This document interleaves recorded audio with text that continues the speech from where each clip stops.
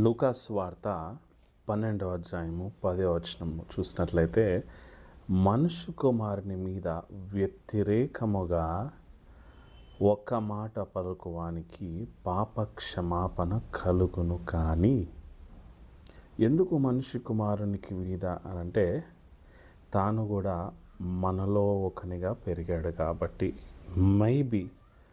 Might be కదా, అందుకు క్షమాపణ కలుగుతుంది. కానీ పరిశుద్ధాత్మను దూషించువానికి క్షమాపణ లేదు.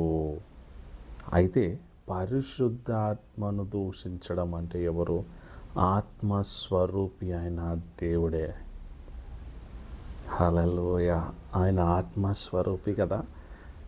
ఆ ఆత్మను, ఆ పరిశుద్ధాత్మ దేవుణ్ణి దూషించువానికి క్షమాపణ అనేది లేనే లేదు. నువ్వు ఏమి చేసుకున్నా క్షమించడానికి క్షమించేవారు ఉండరు. అయితే ఈ లోకంలో మనుష్య కుమారుడు మనతో బ్రతికినాడు అంటే మనలాంటి స్వభావం కలిగిన వారితో బ్రతికినాడు కాబట్టి మైట్ బి ఎదురుగా లేకుంటే బ్యాక్ ఆన్సర్స్ ఇస్తూ యేసుక్రీస్తు ప్రభుల వారు అంటే మనుష్య కుమారుడు కదండి, సహజమే అందరు అనడం కదా.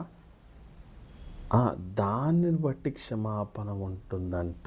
కానీ పరిశుద్ధాత్మ దేవుడు అంటే ఆత్మస్వరూపి, ఆయనను దూషించిన, ఆయనకు విరుద్ధముగా మాట్లాడిన ఈ లోకమందే కాదు, ఏ లోకమందో క్షమాపణ లేదు.